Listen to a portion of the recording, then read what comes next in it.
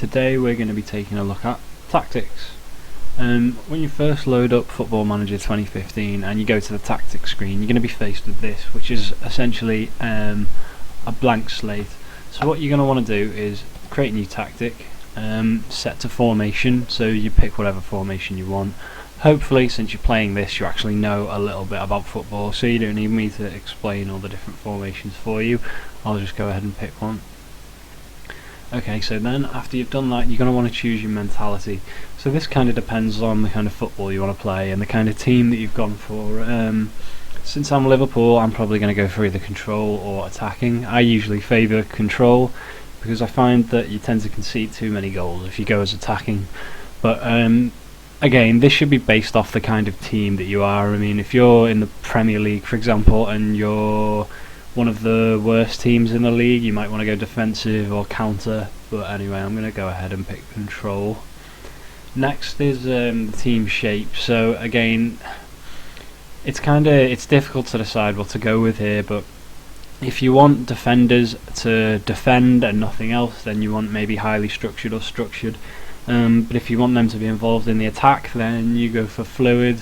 I mean, fluid and very fluid basically mean that every player can do every role, so it's more of it's edging towards a total football kind of deal. And the more structured you are, well, that means that attackers will only attack, midfielders will only support, and defenders will only defend. I'm going to go ahead and pick fluid. Now, the instructions is where you really get to customize the kind of tactic that you're going to use. But what you want to keep in mind when you're choosing what to do here is you want to pick things that go together well. So for example, retain possession and shorter passing go together well. And if you think back to the mentality that I chose control. So again, retaining possession and shorter passing fit in with that kind of mentality of control. Personally, I would go for lower tempo because you want to just slowly control the game. Push higher up because I like to pressure. Closing down more because I like to keep on the pressure, and then when you've got possession, try and slow the game down. They all go together quite nicely, but you want to consider what you're picking as you go along. For example, if you're trying to play a counter-attacking game, then you might not want to pick shorter passing, because I think if you're going to play counter-attacking, then you want to be moving the ball forward very, very quickly, so maybe more direct passing, higher tempo if you're going to do counter-attacking. Again, shorter passing with higher tempo, I'm not convinced that works too well, but maybe if you're a team like Barcelona, who, you know, they have high work rate and high technical ability, then you might be able to pull it off. But I mean, if you're trying to do that, it's going to be very difficult. Your players are going to get tired very easily. Likewise, with something like closing down more, your players are going to get tired very easily, so you want to use that if you have a team that has high stamina. Something like low crosses, maybe if you know that your team is poor in the air, specifically if your forwards are poor in the air, then maybe low crosses might help. Or, you know, if you want to do a bit of a Sam Allardyce, you can go route one, get stuck in, you know, drop deeper, make it hard for the opposition to score. Play narrower, play wider, depending on what your wide players are like. And then you've got more expressive and more disciplined. These basically dictate how much freedom the players have to deviate from your tactics. So more disciplined, they're rarely going to deviate from the tactics you've set, and more expressive means they just have more freedom to do what they want on the pitch. Okay, so I'm going to go ahead and do retain possession, short passing, lower tempo, more expressive, push higher up, and close down more. That's the tactic I'm going to go for here. I'm just going to fiddle with this a little bit. Okay, so now you'll see up here, there's my tactic up there. You see that the create new tactic button is still there. That's because you're allowed to have 3 tactics at any one time up here. Really, ideally you want more than one at a time, because say I've got this one on control, maybe I want to set one, let's go for, I don't know, 5 defenders. Maybe I want to do a defensive tactic for when I'm in the lead and I want to protect the lead, or maybe I'm about to play Barcelona and I haven't got a hope in hell of winning, then I'll go defensive, structured, or whatever. It's always useful to have 3 different tactics trained so that you are flexible, because if you haven't trained in a tactic and you use it, you can see in the top right corner here you have familiarity, and that dictates how used to the shape and the instructions that the players are. And because I've just started a new game, you can see that that's awkward, but over time, as you keep this tactic being trained, that goes up and up and up, and you become more familiar with the tactic. So it just means if you have the maximum 3 tactics training, it just means you have maximum flexibility when it comes to using different tactics. If you remove a tactic from there, then you are still familiar with it, but it does go down over time. So you always want to make sure that you've got the tactics that you want to use training. Anyway, I'm going to go ahead and pick a team ready for this game, so we can have a look at the tactics a bit more in depth. I'm just going to quickly pick the entire team like so. Okay, so the next thing you want to do is you want to click on player, and you want to have a look at the individual player instructions, because if you click on a player like I have done here with the central midfielder, and then you click over here, you can see the different roles that you can have the player in that position play. And I'm not a fan of, see how these are both central midfielders, I'm not a terrible fan of that. I'd like to have a deep line playmaker maybe and a central midfielder. But you can go through all of the players looking at the positions that they're playing, and you can, if you look, you go to a player, you click this to change the role they're doing, but you can also swap positions, so I can have my attackers swapping around, which makes them harder to mark during the game. But you can also go to instructions and click edit, and then you get a load of instructions that are available for that particular position. So this is my striker, I can tell him to hold the ball up, to close down much more, to pass it shorter, and what have you. I'm not going to go through what's best for every player and what role you should have every player doing, because we would be here for a very long time, and this is only meant to be really a quick overview of the tactics for those of you that are maybe struggling with it or haven't played the game before. But I'm going to go ahead and just give you an example. I'm going to have my striker closing down much more, I'm going to have my winger closing down much more, because I like to press the opposition defence. Okay, so now we've had a quick look at that, actually I'm going to do one more thing. I'm going to make the goalkeeper distribute the ball to the centre backs, because I absolutely hate it when the keeper just hoofs the ball up the field and we lose possession. And especially since I'm a possession orientated team, I'm going to have the keeper distribute it to the defence to try and keep hold of possession. But anyway, let's go ahead and start the match.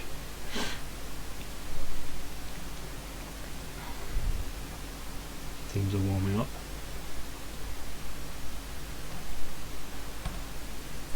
Okay, so here we can see the 2 different formations. Again, you can see that's my under 21 side, so they're just playing. I've got it set so that they play the same tactics and formation as me. Okay, so here we have the opposition instructions screen. What this allows you to do is pick on these individual players and give your players instructions how to deal with them. So if we look at the striker up here, Jerome Sinclair, we can mark him tightly, we can close him down, we can tackle easy, hard, normal. Normal will just be whatever you've instructed the player to do on their instructions or on the team instructions. So if you've got get stuck in as one of your team instructions, they'll probably be tackling hard anyway.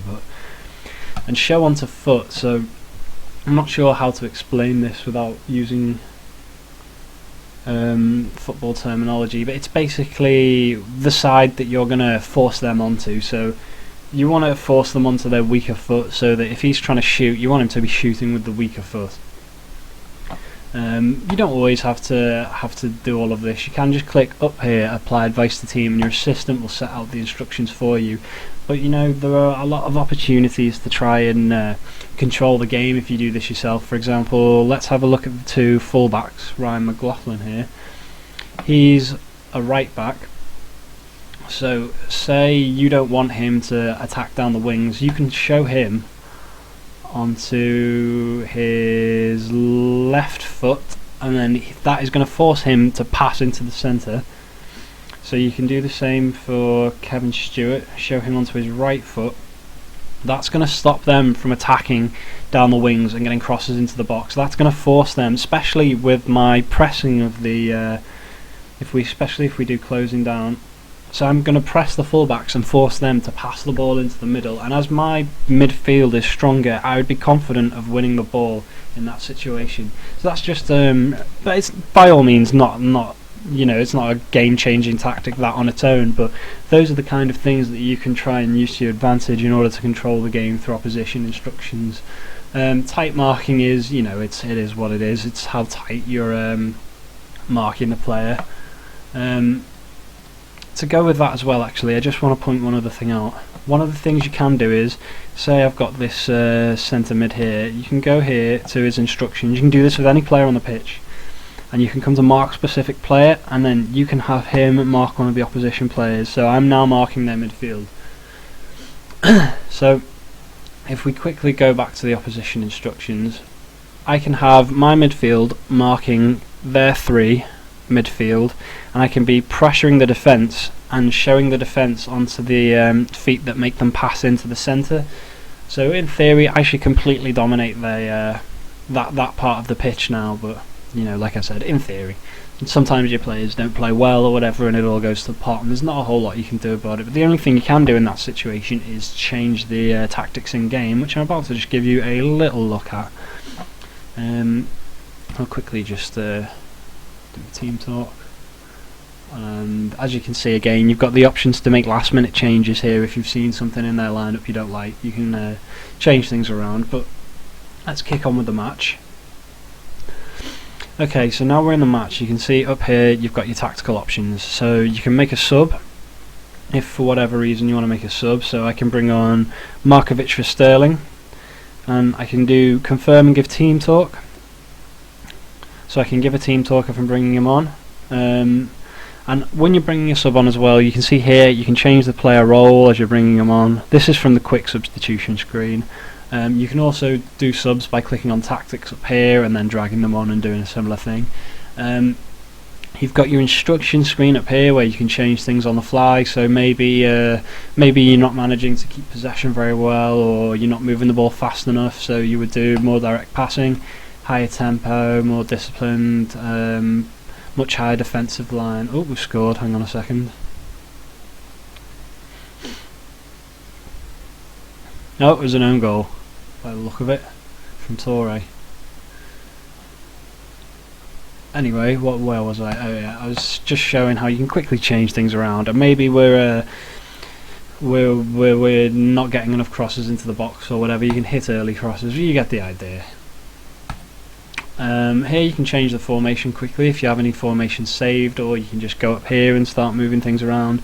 But you have to bear in mind that as you move things around, it will affect the familiarity bar up there depending on what you've got trained. So you can see there I just moved to 2 strikers and it actually increased the bar, so I don't know why. Liverpool must just be used to playing with 2 strikers on this.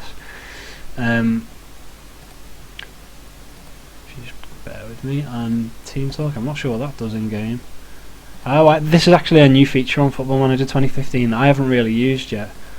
But you can actually shout things from the touchline, and it should, in theory, affect your player's performance. Oops, half time. But I'll be honest, I haven't used that a whole lot, but that option is there.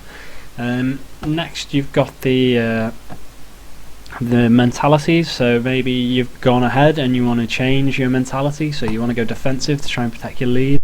And then, of course, you've got the team shape at the end.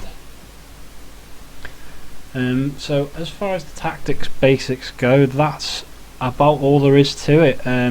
You basically just have to try and put these things together to create whatever tactic works for you and the team you're using. You always want to keep in mind the kind of team that you're playing as, and the kind of attributes. So you want to look at the work rate of the team you've got, how technically gifted the players are in your team, and you've got to look at the positions as well. You've got to look at the kind of players you've got. So maybe you don't have very many attacking midfielders, but you've got a lot of strikers, so you might not want to play attacking midfield position on your formation.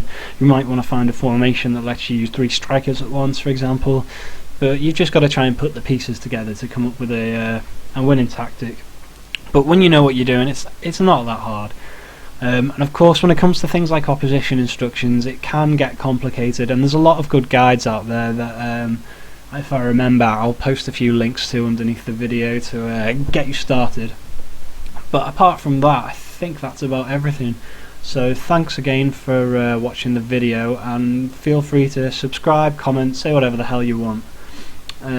I'll post another video maybe focusing on how to get the most out of youth players. I think will probably be the next one, so look out for that. But again, thanks for watching, goodbye.